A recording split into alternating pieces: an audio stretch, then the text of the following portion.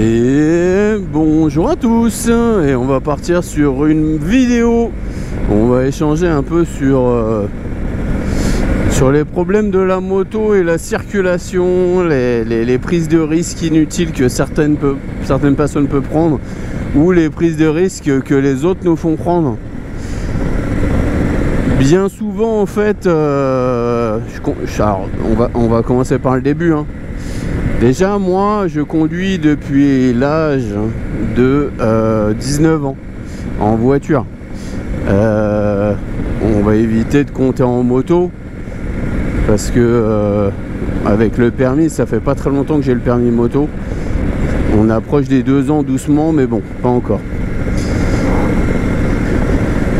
Quand j'étais en voiture, enfin quand je suis en voiture, je fais toujours attention à ce qui peut arriver autour de moi.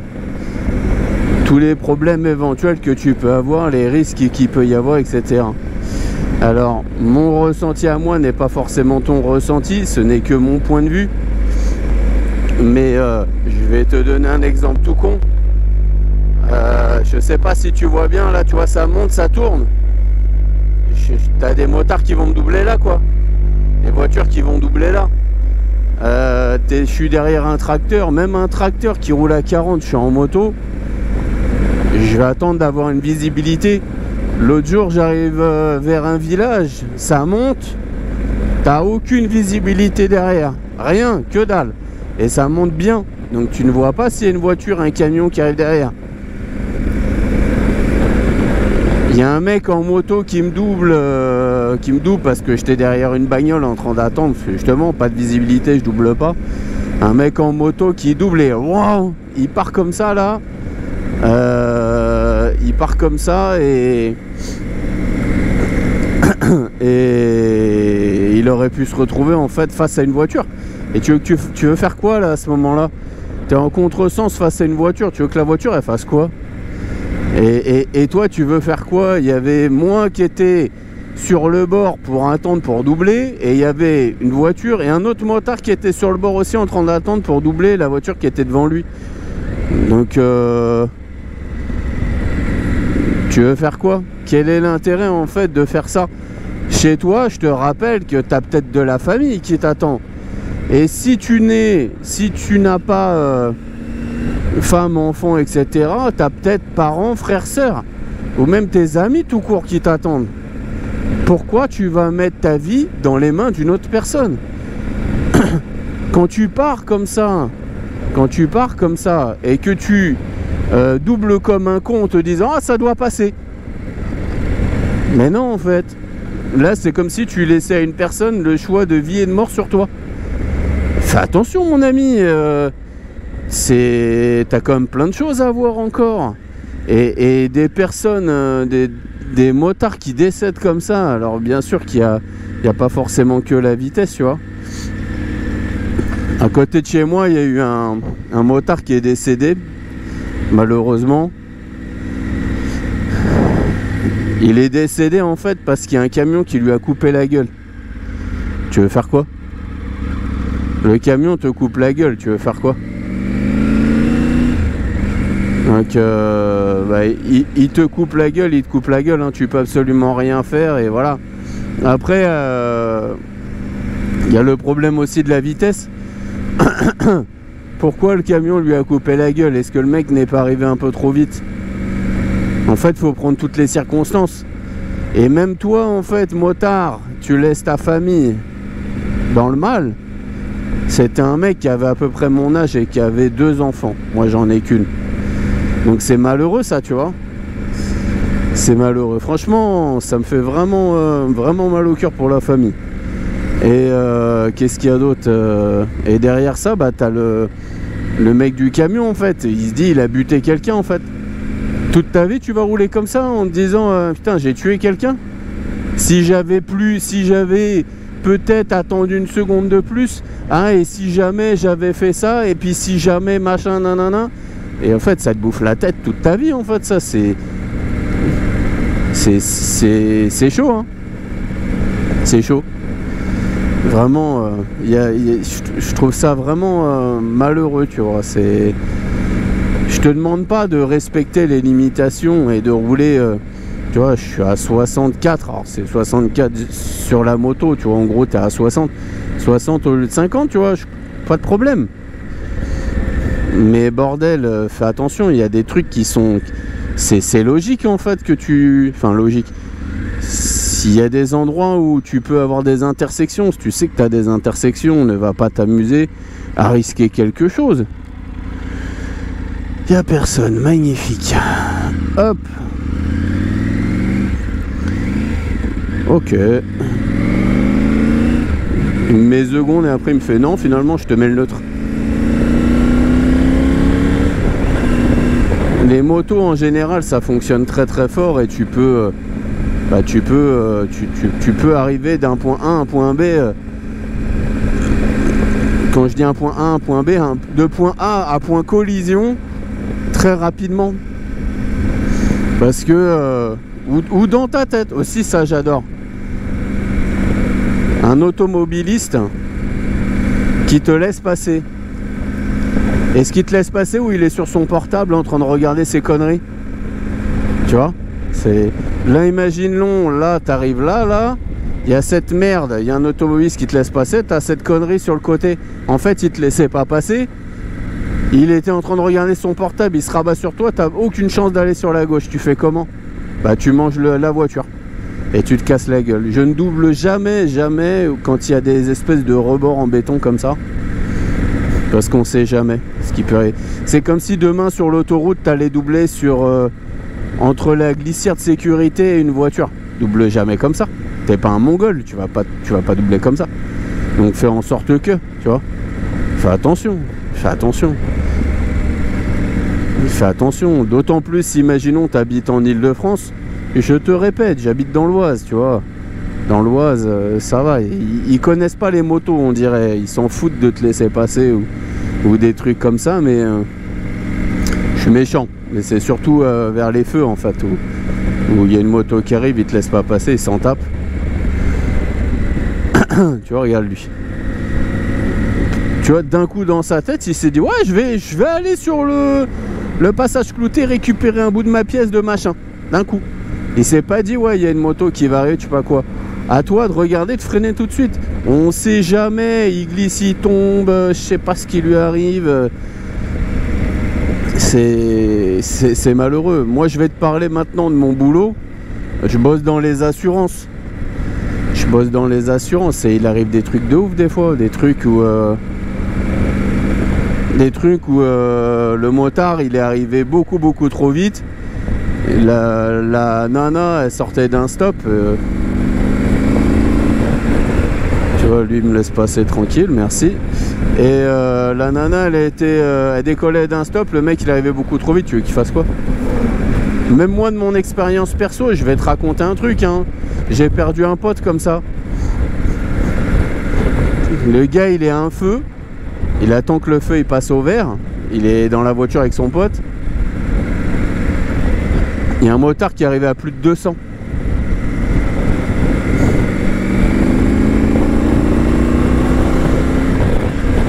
Il est arrivé à plus de 200, tu veux faire quoi? Quand mon pote il est passé avec la voiture, lui il était en passager, la moto elle s'est encastrée dans la voiture. La personne qui était derrière le motard, ils l'ont trouvé 300 mètres plus loin dans le rond-point. Je te parle de ça il y a combien d'années? C'est tombé. Des années. Donc voilà. Après, tu veux dire quoi? Les pires, c'est les gens qui disent ouais, il n'y a aucun risque, c'est bon. Pas de problème, aucun risque. Moi, je suis un pilote. Il n'y a pas de souci. Il y a des gens qui disent un bon motard, c'est pas un motard qui va vite. Un bon motard, c'est un motard qui dure.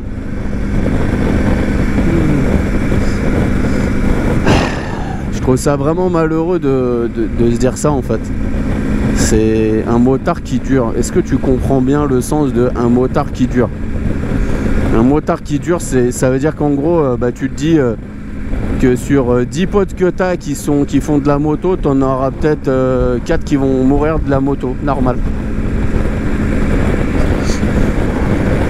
sais pas, ça me choque moi en fait. Ça me choque. Après quand tu vois certains comment ils roulent, c'est malheureux. Et après il y a quelque chose qu'il faut pas oublier.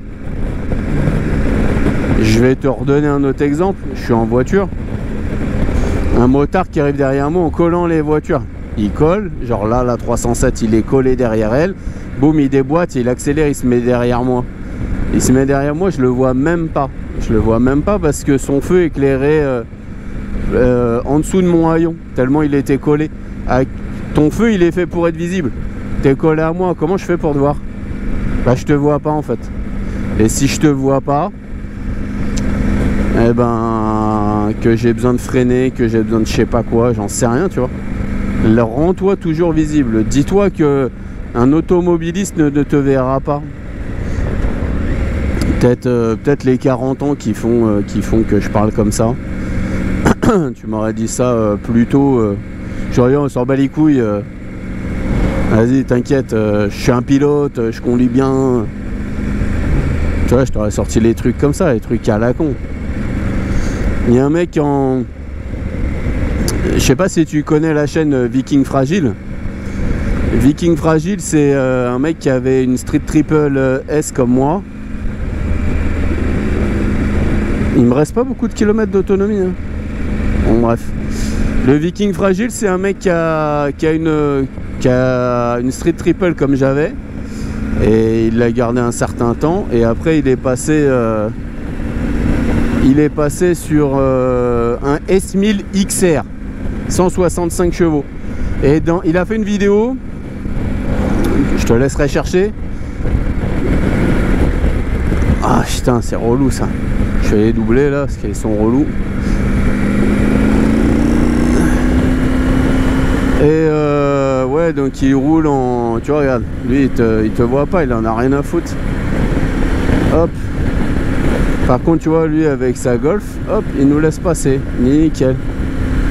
Mais je double quand même en me poussant, tu vois. Merci. Merci. Donc il est passé d'une Street Triple 47.5 à une S1000 XR 165 chevaux. Un trail en gros comme le Tiger mais qui sort 165 chevaux. Si tu connais pas, va regarder chez BM. Ils le vendent encore.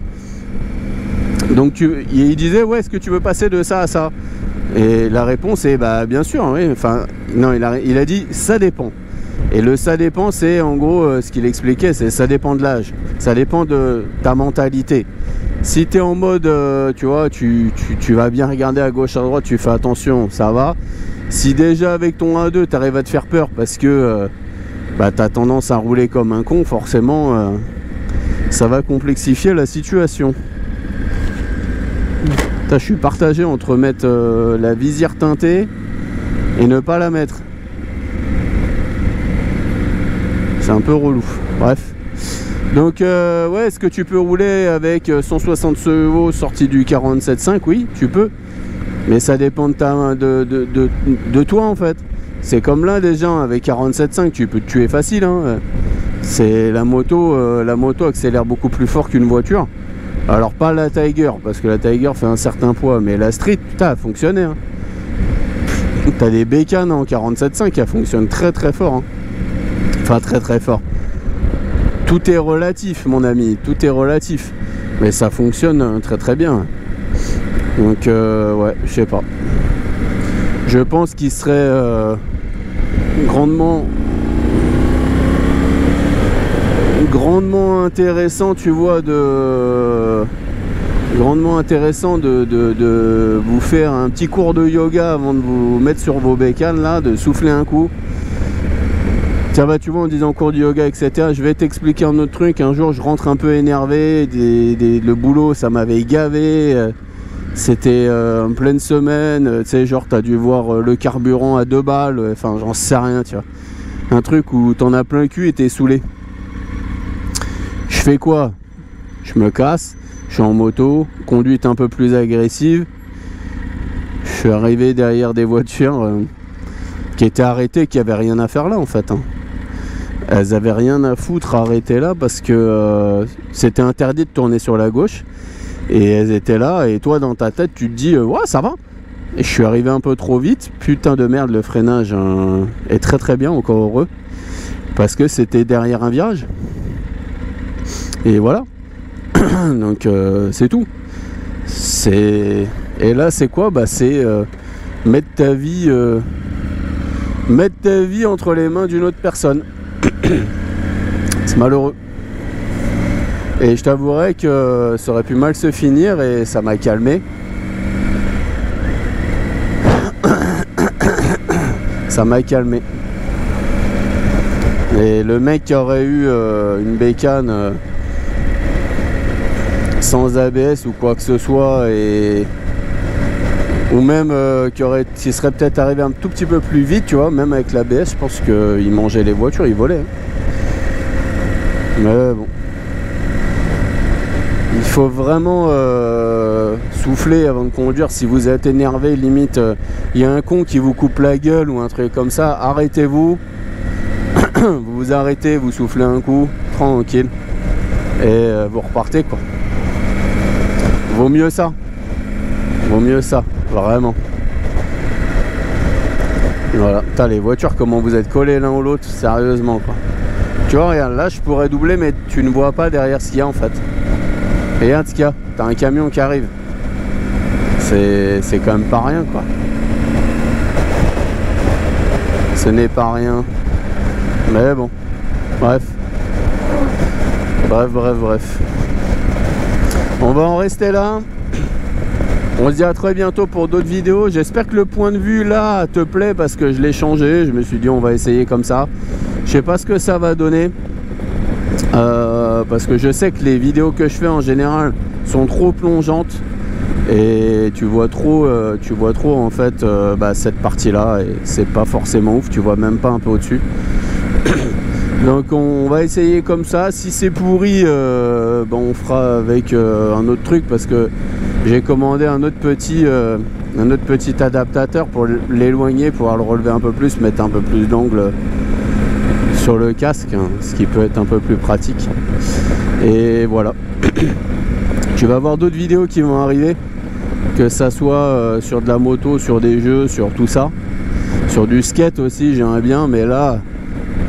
Je t'ai fait une première vidéo sur le skate, c'est vraiment une vidéo que j'ai fait vite fait, hein, parce que je suis en cours de m'entraîner à en faire et d'apprendre à en faire, et c'est relativement chaud, et il faut avoir le temps en plus. Je baille, c'est le lundi matin. On est lundi matin, je vais au boulot, sorti le week-end, je suis fatigué. Bref, on va en rester là comme je t'ai déjà dit juste avant. On se retrouve très bientôt pour d'autres vidéos. Et si tu as envie, abonne-toi, fais-toi plaisir, mais dis-toi bien qu'il n'y a pas que des vidéos de moto, parce que dans la vie, je ne fais pas que de la moto. Allez, à bientôt. Ciao, ciao.